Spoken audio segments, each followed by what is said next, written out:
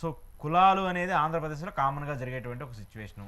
అది political parties sir ఏమనుకోకండి, ఒక బయాస్ స్టేట్మెంట్ ఇచ్చేకండి సార్ కులాలు అన్నది. మరి అది జరుగుతుంది కదా ఇప్పుడు. ఎక్కడ జరగట్లే. కమ్మ, టీడీపీ, కాపు, జనసేన, రెడ్డి, వైసీపీ ఇవన్నీ కులాలు కదా. ఇవన్నీ సామాజిక వర్గాలు మేము నిలబట్టలేదా? సరే నేను అన్నా అని చెప్పేసి మీరు తప్పు అంటున్నారు కదా. మిగతా పొలిటికల్ పార్టీస్ కావచ్చు, మిగతా మీడియా ఛానల్స్, రెడ్డి కులం అందరూ కూడా జగన్ మనుషులు, కమ్మ కులం వాళ్ళందరూ టీడీపీ మనుషులు, కాపు కులం వాళ్ళు వీళ్ళే చెప్తున్నారు కదా. మరి దాని కులాలని మనం మీరు యాప్ చేయొద్దంటే ఎట్లా? అయిపోయింది కదా. ఇప్పుడు తెలుగుదేశంలో ఉన్న అమర్నాథ్ రెడ్డి కదా ఉన్నారు. మీరు అంతా నేను విన్నా. నేను సాధారణంగా విన్నాను, అలాంటి నేను విన్నా. చెప్పండి. ఉదాహరణకి అమర్నాథ్ రెడ్డి ఉన్నాడు, ఆయన కాదు వైఎస్ఆర్సీపీ ఉన్నాడా తెలుగుదేశం ఉన్నాడా? నాదెండ్ల మనోహర్ అంత కొంప ముంచిన తెలుగుదేశం వాళ్ళు కూడా కనికరించి వాళ్ళు శంకనెత్తుకుని ఆయన చౌదరా లేకపోతే పవన్ కళ్యాణ్ కాపు సామాజిక వర్గం మళ్ళీ మనం మాట్లాడదాం. అలాగే మీరంటున్న వైఎస్ఆర్సీపీలో ఏ కొడాలని వంశీ ఎగేసుకుని మరీ పోయారు కదా, వీళ్ళే క్యాస్ట్. నిన్నటిదాకా ఈ గన్నవరం వాళ్ళ ఎమ్మెల్యే ఎవరైనా వెంకట్రావు గారు వైఎస్ఆర్సీపీ సన్నిధానంలో ఉన్నాడు కదా. రాజకీయ పార్టీలు ఏమన్నా ఈయన ఇప్పుడు మన ఈయన వసంత కృష్ణ ప్రసాద్ గారు జస్ట్ క్యాస్ట్లు అంటే మీకు మాట్లాడుతున్నా. ఓ రాజకీయ పార్టీ ఒకే క్యాస్ట్ దృక్పథంతో పెడితే నోరు మూసుకుని ఇంట్లో చెమచక్కలు ఆడుకోమని చెప్తారు. తమాషాలు పడుతున్నారా, తకరాలు ఉన్నాయా? ఈ బుద్ధిగాలని కిరసనాలు అమ్ముకున్నాడు ఏదో కులాలు మతాలను రాసినంత మాత్రాన ఏ రాజకీయ పార్టీకైనా కులం మతం అంటగడితే మర్యాద ఉండదని మాత్రం నేను చెప్పగలను. ఎందుకంటే వాళ్ళు ఇవాళ ప్రజాప్రతినిధులుగా ఒక నియోజకవర్గంలో ఓన్లీ రెడ్డిలు, ఒక నియోజకవర్గంలో ఓన్లీ చౌదరులు, ఒక నియోజకవర్గంలో ఓన్లీ కాపులు, ఒక నియోజకవర్గంలో ఓన్లీ ఎస్సీ ఎస్టీలు ఉంటారా? లేదు, ఉండరు. కానీ ప్రధానికి రిజర్వ్డ్ నియోజకవర్గాలని పేరు ఎప్పుడు వస్తుంది? ఆ నియోజకవర్గం వెనుకబాటుతనాన్ని నిర్మూలించడానికి రిజర్వ్డ్ అని ఒక యాప్ చేస్తూ ఆ సామాజిక వర్గ పరిరక్షణ కోసం ఒక ఛాన్స్ అన్నది పొలిటికల్ ఏరాలో జరుగుతున్నది. ఉదాహరణకి ఇక్కడ కొవ్వూరు నియోజకవర్గం ఉంది, మొత్తం సోదరు డామినేషన్ కదా. వెనకబండి నియోజకవర్గం అయ్యకుండా వాళ్ళ ఎస్సీ ఎస్టీ సామాజిక వర్గ ప్రాణాలు తినేస్తుంది దాలే కదా. తమాషాలుగా ఉంది. ఒక్కొక్కడికి రాజకీయాల గురించి మాట్లాడేస్తుంటే ఎవరికి పడితే ఆడికి కులం మతం యాడ్ చేసుకుంటే ఈ 78-79 సంవత్సరాల తర్వాత కూడా కులం గురించి మాట్లాడుతుంటే చెప్పు తీసుకుని కొట్టాలి ఒక్కొక్కడికి. నాటకాలు ఆడుతున్నారా? లేకపోతే మీకు ఎక్కువ బొర తిరుగుతుందని చెప్పి మమ్మల్ని కూడా ఆ బొర తిరిగే కార్యక్రమంలో ఇచ్చేస్తుంటారా? ఈ రోజు దాకా మీరు నేను చదువుకున్న రోజుల నుంచి ఈ రోజు దాకా మాడుతున్నా, మనతో ఫ్రెండ్షిప్ చేసినాడు కులం మతం చూసి ఫ్రెండ్షిప్ అవడం చేశాడంటే ఆడికన్నా ఏదో కూడా ఉన్నాడు. రాజకీయ నాయకుడికి వచ్చాక కులం మతం ఎక్కడి నుంచి వస్తుంది? ఎవడిస్తున్నాడు ఈ మాటలు మాట్లాడు మనల్ని? ఫస్ట్ వీళ్ళు ఉండండి ఒక్క నిమిషం, నేను ఇంకా కందుకూరు దగ్గరికి రాలే. రాగద్వేషాలకు అతీతంగా రాజ్యాంగం మీద ప్రమాణం చేసినప్పుడు నేను పలానా కులపోని కాబట్టి ఈ కులానికి న్యాయం చేస్తానని ప్రమాణ స్వీకారం చేసి శాసనసభల్లోనూ మండలంలోనూ ఏమైనా పదవులు కుర్చీల్లో కూర్చుంటున్నారా? ఏం మాడుతున్నారు వీళ్ళు?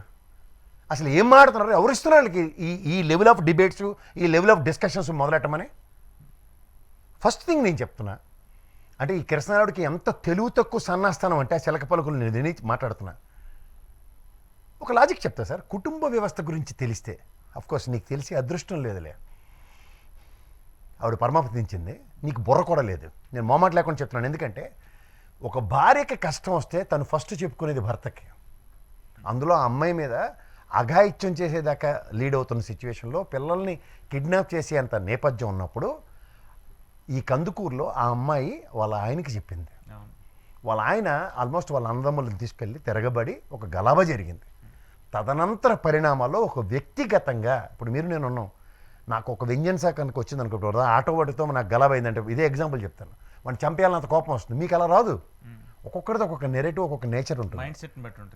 సో పైపెచ్చతను ఒక హ్యూమిలియేషన్ తీసుకోలేకుండా వ్యక్తిగతంగా చేసిన ఒక పనికిమాలిన పని. ఉదాహరణకి అతని దగ్గర ఇతను పని చేస్తున్నాడు, లేకపోతే ఇతనితో అతనికి కొన్నేళ్ల సాహిత్యం ఉంది, సాన్నిధ్యం ఉంది అన్న దగ్గర ఎవడూ కడుపు కన్నం తిన్నాడు ఉటా ఉట్టిన మా ఆవిడని అల్లాడు ఏడిపిస్తున్నాడని పోలీస్ కంప్లైంట్ ఇచ్చి కుటుంబాన్ని రోడ్డు మీద ఎవడు పెట్టడు. ఫస్ట్ తన లెవెల్లో తనకున్న సామాజిక వర్గంలో తనకున్న పెద్దలతోనూ వాళ్ళు చర్చించుకొని ఒక సొల్యూషన్ ప్రాస్పెక్ట్లో డ్రైవ్ అవుతుంది. ఇది కుటుంబ వ్యవస్థ. దీని మీద అవగాహన ఆడుకుంటుంది చదువుకున్నోడికి, జర్నలిజం విలువలు ఉన్నోడికి. ఈ రెండు లేనోడితో మనం మాట్లాడడం టైం వేస్ట్. ఇంకోటి చెప్తాను. ఇప్పుడు ఆ రోజు ఆ దుర్ఘటన ఏదైతే జరిగిందో ఫస్ట్ వాడిని మనకి తెలంగాణలో మహానుభావుడు రాజశేఖర రెడ్డి గారు, ఇంకో మహానుభావుడు కేసీఆర్ గారు ఆధ్వర్యంలో ఇంకొక మహానుభావుడు సజ్జనార్ గారు ఈ ఆడపిల్లల పట్ల ఎవడైనా పిచ్చాశాలు వేస్తే ఎలాంటి సొల్యూషన్ ఉందో అలాంటి సొల్యూషన్ ఎందుకు లేదు? రెండోది ఇవి నేను ఎందుకు మాట్లాడవలసి వస్తుందంటే వీళ్ళు భూమి ఆకాశం ఏకమైపోయిన కబుర్లు చెప్పి వాళ్ళ అధికారంలోకి వచ్చారు. ఉదాహరణకి పవన్ కళ్యాణ్. ఈ పవన్ కళ్యాణ్ అనే వ్యక్తి ఆడపిల్ల మీద ఎవడన్నా చెయ్యి వేస్తే చంపేస్తానని పొడి చేస్తానని పోటుగడ కబుర్లు చెప్పాడు కదా. మరి ఈ విషయంలో ప్రతిస్పందన ఏది? ఇది ఎందుకు మాడవలసి వస్తుందంటే ఇలాంటి కిరసనాలోడికి తెలివితేటలకి లేనోడికి కూడా అవకాశం ఎందుకు ఇస్తారంటే కనీసం ఎలక్షన్ అప్పుడు నా కులం చూసుకోవడం మన కులపో లోటు లేరా అని నోరు జారింది ఎవడంటే పవన్ కళ్యాణ్. ఈ రోజు దాకా ఓ పొలిటికల్ పార్టీని రన్ చేస్తున్నాడు ఎవడైనా సరే ఈ దిక్కుమాల భాష మాట్లాడాడంటే ఆడికన్నా ఇంకో సన్నాసవాడు లేడు. నేను మొమ్మటి లేకుండా చెప్తున్నాను విషయం. ఏ చంద్రబాబు గారు ఏ రోజున నా కులం నాకు పిలుపు అని చెప్పి ఇచ్చాడా? రాజశేఖర రెడ్డి గారు లేదా కేసీఆర్ గారు లేదా ఇప్పుడున్న జగన్మోహన్ రెడ్డి ఇలాంటి కాంటమెంటరీ పాలిటిక్స్లో ఎవరైనా నా కులం వాళ్ళు నాకు ఓటేయండి అని ఒక ఎలక్షన్ స్లోగన్ ఎప్పుడైనా ఉందా? ఎవరు రిప్రజెంట్ చేయరు అట్లా. ఇతను ఎందుకు చేశాడు? ఇతను ఎందుకు చేశాడు? ఇది ఫస్ట్ ప్రశ్న. ఇప్పుడు మాట్లాడదాం. ఇప్పుడు ఈ కందుకూరు నియోజకవర్గంలో మీరు అన్నట్టు ఆ సామాజిక వర్గ వివక్ష అయినప్పుడు ఒక జనసేన పార్టీ లేకపోతే పవన్ కళ్యాణ్ లాంటోడు జీవితంలో ప్రతిస్పందించడు. ఎందుకంటే ఇక్కడ ఊడిగం చేయడానికి వచ్చాడు కాబట్టి. ఎందుకంటే ఉదాహరణకి సామాజిక వర్గం నాకు పెద్దలు ఎర్రం జోగి గారు లేకపోతే ముద్రగడ గారు అలాగే దాసరి రాము గారు నాకు చాలా ఆత్మలు, నాకు తండ్రి సమానులు, సోదర సమానులు, ఏదైనా చెప్పుకోండి. ఆయన అగ్రిగేట్ నేను చాలా రెగ్యులర్గా వాళ్ళతో మాడుతూ ఉంటాను. నాకు ఇంటరాక్షన్లో ఒకసారి ఈ కందుకూరు విషయంలో నేను మాట్లాడినప్పుడు వాళ్ళ యొక్క మనోవేదన ఎలా ఉందంటే ప్రధానికి ఒక సామాజిక వర్గ పరంగా ఒక పెద్ద మనిషి కనుక అక్కడికి వెళ్తే ఉపశమనం. ఇప్పుడు మీ ఇంట్లో ఏదైనా నా ఇంట్లో ఏదైనా చిన్న ఇది జరిగినప్పుడు మా పెదనాన్నో లేదంటే మా తాతయ్య ఎవరైనా ఉన్న వాళ్ళు వచ్చి నాకు ఓదారిస్తే ఆ ఉపశమనం వేరేగా ఉంటుంది. ఇది కామన్ మ్యాన్స్ ఎక్స్పెక్టేషన్స్. అందులో ఒక కుటుంబంలో ఒక వ్యక్తిని కోల్పోవడం కన్నా ఒక భర్తను కోల్పోయి ఇద్దరు అభంశుభం తెలియని పిల్లలతో శాశ్వత జీవితం గడపడానికి ఆ అమ్మాయికి ఎంత మానసిక ధైర్యాన్ని ఇవ్వగలగాలి ఎవరైనా? దసరా రోజు జరిగితే ఈ రోజు దాకా ప్రతిస్పందించరా? ఎవరు? తూతూ మంత్రంగా హోంమంత్రి గారు ఒక ఆడపిల్ల ఒక పైపచ్చి హోంమంత్రి అంటే తల్లి స్థానంలో ఉన్న ఆవిడ ఇదే నా బాధ్యత. ఆవిడది ఇదే నా బాధ్యత. ఒక రాష్ట్రం మొత్తం మీద కుటుంబ తగాదాల్లో ఒక మరణాన్ని జననాన్ని ఆవిడ దృష్టిలో లేకుండా ఇది జరుగుతుందంటే ఏమనాలి సార్? ల్యాండ్ ఆర్డర్ మీద కంట్రోల్ ఎవరికి ఉంది? అయిపోయిన తర్వాత అయిపోయిన పెళ్ళిళ్ళకి బాజాలు కొడతామని చెప్పేవాళ్ళు. మీకు నేను ఈ విషయంలో ఒక నెరేటివ్ని మీకు దగ్గరికి తీసుకెళ్ళాలి. గతంలో మీకు ముద్రగడ గారు జ్ఞాపకున్నట్టున్నారు. ఆయన రైలు రోకో ఇలాంటి కార్యక్రమంలో జరిగిన ఒక అబాస్పాలు చేసిన దాంట్లో ఎవరి ఇంటెన్షన్స్ ఎలా ఉన్నాయో మీకు చెప్తాను. ఒక పోలీస్ అధికారిని లోకేష్ గారు గదమాయించిన విధానం అది నేను కాదు, గౌరవ ముద్రగడ గారు బయటకు వచ్చి తన ఆక్రందన వెలిబుచ్చుకున్న దాంట్లో లంబూతులు మాట్లాడినవాడు ఆవిడు. ఏ కులం? అదే కులం. రెండోది ఆయనకి అంత జరిగిన తర్వాత ఆ సామాజిక వర్గం మీద అంత జరిగిన తర్వాత చిరంజీవి గారు పరామర్శకి వెళ్తే రాజమండ్రిలో నిరోధించింది ఎవరు? ఆనాటి ప్రభుత్వం ఎవరిది? దీనికన్నా ముందుకెళ్దాం. మహానుభావుడు వంగవీటి మోహన్ రంగ గారు ఏ ప్రభుత్వంలో చనిపోయాడు ఆయన? అంటే ఈయన ప్రభుత్వంలో చనిపోయిన వాటికి అవతలవాడి మీద అంటే రాజశేఖర రెడ్డి గారి మీద అబాస్పాలు చేసి బురద జల్లేసే కార్యక్రమంలాగా ఇప్పుడు కూడా అదే నెరేటివా? ఇప్పుడు చూద్దాం. చిరంజీవి గారు నిలువరించినప్పుడు ఊరికే ఊగిపోయే అన్నయ్య దేవుడు అలవల్లే కదా ఈ సినిమాలు, ఈ జీవితం, ఆయన ఇచ్చిన బతికే కదా వీళ్ళకి. ఆ రోజు ప్రతిస్పందన ఉందా? ముద్రగడ గారి పట్ల ప్రతిస్పందన చూసారా? అంటే ఈ సామాజిక వర్గం పట్ల ఇలా చిత్తశుద్ధి లేదనే విషయం ప్రజలు గ్రహించండి. ఇదే దాసరామ గారు కాళ్ళకి బలపం కట్టుకొని 21 నియోజకవర్గాల్లో జనసేన కంటెస్ట్ చేసింది. బీజేపీ ఎందుకు పనికిరాని బీజేపీ కంటెస్ట్ చేసిన దగ్గర ఆయన చేసిన క్యాంపెయినింగ్ ఎంత అంత కాదు మాట్లాడారు. అలాంటి వ్యక్తులు ఇవాళ ఈ సామాజిక వర్గానికి కష్టం వస్తే వీళ్ళు ఏ కలుగులోదో అనుకున్నారు. ఇంకోటి నిన్న జక్కంపూడి రాజా ఇలాంటి వాళ్ళు వెళ్ళారు, వాళ్ళని నిలువరించారు.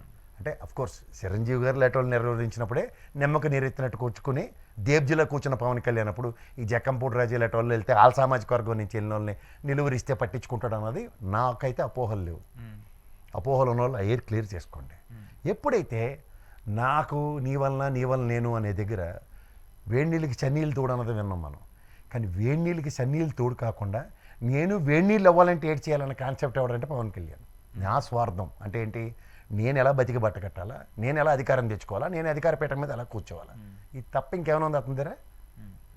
కళ్ళ ముందు ఎంత తీవ్రమైన వివక్షలకు గురవుతుంటే కందుకూరులాడి దగ్గర ఒక పెద్ద మనిషిగా ఇవాళ ఉప ముఖ్యమంత్రి స్థాయిలో ఉన్నాడు, క్యాబినెట్ హోదా కలిగినాడు, అతను వెళ్ళి ఉపశమనం ఇస్తే ఎవరికైనా ధైర్యం ఉంటుందా?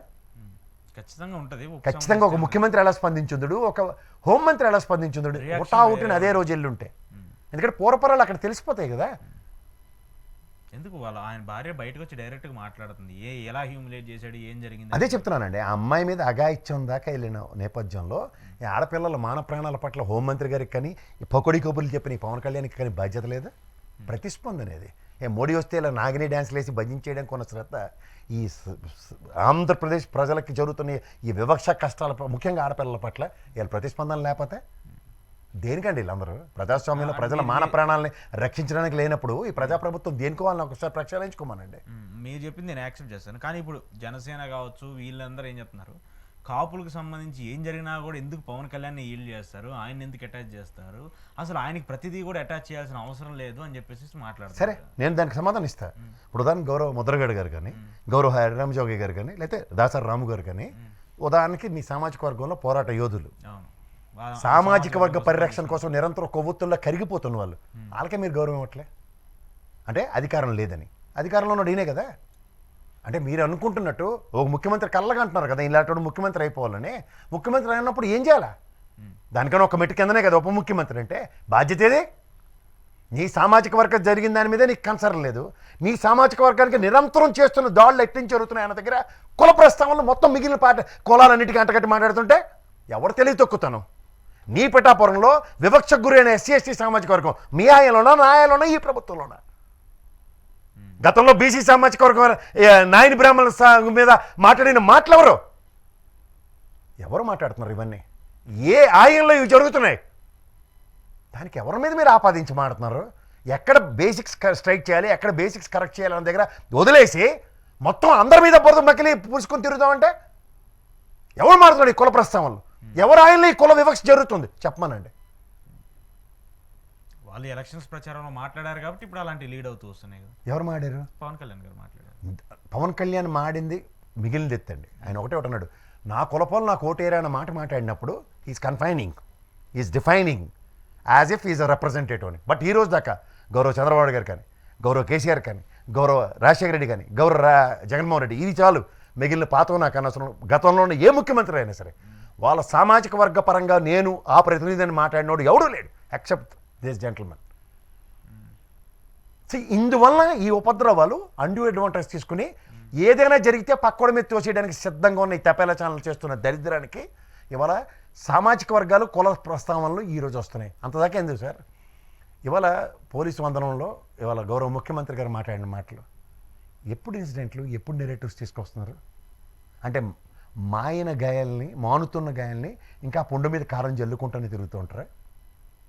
ఇదేనా ఒక సామరస్యత, ఒక సమతుల్యం, ఒక ప్రజాస్వామ్యంలో ఒక డెకరం మెయింటైన్ అవుదా? ప్రభుత్వం చేస్తున్న తీరు అనుకోవాలా, లేదంటే దీన్ని ఇలానే ఉంచి తీరు తెన్నులేని ఇలానే కన్ఫ్యూజ్ చేసేసి ఇలానే చేసేసి కాలయాపన చేద్దాం అనుకున్నా అని అంటుంది. అదే సార్, ఎవరు ఆయిల్లో జరిగిందో చెప్పమన్నాడు సార్. మనందరం it is our duty to take collective responsibility. డెఫినెట్గా ఇవాళ నేను ఒకే మాట చెప్తున్నాను అశోక్ గారు, నా వల్ల మీ సామాజిక వర్గానికి నష్టం జరిగిన, లేదా మన ఇద్దరి వల్ల మీ కెమెరామన్ సామాజిక వర్గం నష్టం జరిగింది, కలెక్టివ్ రెస్పాన్సిబిలిటీ మన. నా దగ్గర తప్పుంటే నేను ఎక్కడ నిలువరించుకోగలగాలి. లేకపోతే సమాజంలో సమాజ హితం కోరిన వాళ్ళం కాదు, సమాజంలో మనకి డెకరం మెయింటైన్ చేయట్లోనే అవుతాం. మనకు హక్కు లేదు సార్. భారతదేశం ఒక లౌకిక దేశం. దీంట్లో కులాలు మతాలకు అతీతంగా రాజ్యాంగంబద్ధంగా పరమతాన్ని గౌరవించమన్నారు. పరమత స్వేచ్ఛ ఉంది. పరమతంతో విలీనవడానికి నీకు అవకాశం ఉన్న దగ్గర ఎక్కడి నుంచి ఏం మాట్లాడుతున్నారు? ఎవరండి ఆయన చనిపోయిన ఆ ఫాస్టర్ గారి గురించి మాట్లాడుతూ ఎక్కడైనా దాని మీద కుల ప్రస్తావనతో ఏదైనా డిబేట్ జరిగిందా సార్? తపేల ఛానల్లో తప్ప.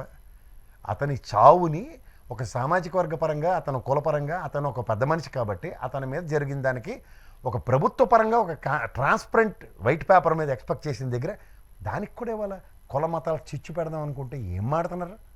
వాళ్ళు ఏం అడగలేదు, అది యాక్సిడెంటా లేదంటే హత్య, జస్ట్ అదే కదా అడిగింది. గవర్నమెంట్ ఒకసారి పోస్ట్ మార్టం చేసి దాని మీద దాంట్లో కులసి ప్రస్తావన ఎక్కడి నుంచి వచ్చింది, కుల చిచ్చు ఎక్కడి నుంచి వచ్చింది నాకు అర్థం కాదు.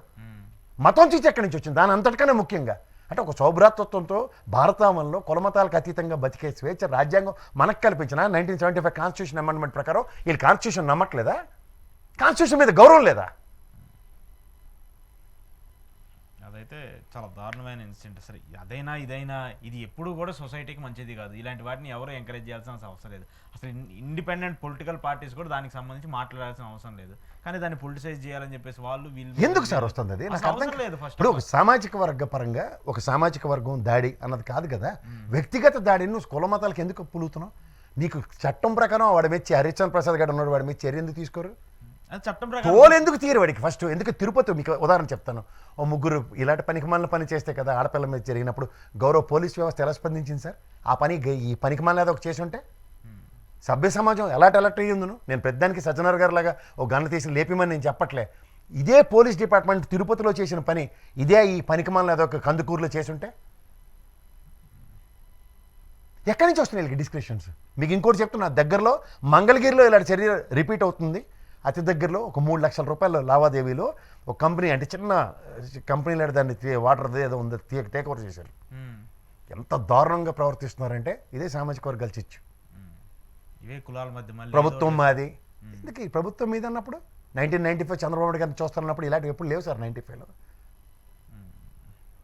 మరి ప్రభుత్వం దీని మీద రిప్రజెంట్ తొందరగా దాని కనీసం వాడిని ఏదో ఒకటి చేసి ఆ శిక్ష చేసి ఆ అంటే అరెస్ట్ చేసాం, పోలీస్ స్టేషన్లో ఉన్నాడా? అరెస్ట్ పోలీస్ స్టేషన్లో ఉంటే ఎవడు మాట్లాడు మరి? అలాంటప్పుడు అలాడెవడో డోర్ డెలివరీ చేసిన ఎంపీ ఎమ్మెల్సీ కూడా ఇచ్చి ప్రాణాలు తీసేశారు. మాస్క్ ఇవ్వని డాక్టర్ గారి గురించి రక్తాలు తాగేస్తున్నారు కదా ఇవాళకి కూడా. దాని వెనకాల నెరేటివ్స్ ఎవరికి చక్కర్లే కదా మీకు? ఈ నెరేటివ్స్ వాళ్ళు బిల్డప్ చేయట్లేదనా? మళ్ళీ అదేంటంటే ఆ అమ్మాయి వ్యక్తిగతంగా పాపం ఆడపిల్లని తీసుకొని వస్తున్నారు. సరే దాని నుంచి కాదండి, ఆడపిల్లని తీసుకురావడం కదా, ఆడపిల్లకి జరిగిన దీని మీద కదా మాట్లాడుతున్నాం మనం. అది మాట్లాడుతాం. ఆమె ఏదో మళ్ళీ దాని మీద కూడా ఒక లేనిపోని కాంట్రవర్సీని క్రియేట్ చేసే పరిస్థితికి సార్ తీసుకొస్తారు. అంటే నాకు జగనన్న ఒక ఇల్లు ఇచ్చాడని సంతోషం వ్యక్తం చేసిన ఆడపిల్లనే వదలలేదు సార్ వీళ్ళు. తెనాలి ఘటన పాపం అమ్మాయి గీతాంజలి కేవలం ఒక ఎవరికైనా కళల సౌధం స్వప్నం సార్. నా పేరు మీద ఒక చిన్న ఆస్తి మీ నాన్నగారు ఇస్తేనే ఎంత పొంగిపోతాం మనం. అలాగే తనకి గవర్నమెంట్ ఉచితంగా ఇచ్చిన దానికి 2 ఆడపిల్లలను పెట్టుకున్న అమ్మాయి సంతోషం వ్యక్తపరిచిన దాన్ని కూడా డైజెస్ట్ చేసుకోవాలని ఎవరు సైకోలో ఎవరు సాడిస్ట్లో ఒకసారి ప్రజలకు తెలుసుకోగలిగితే చాలు.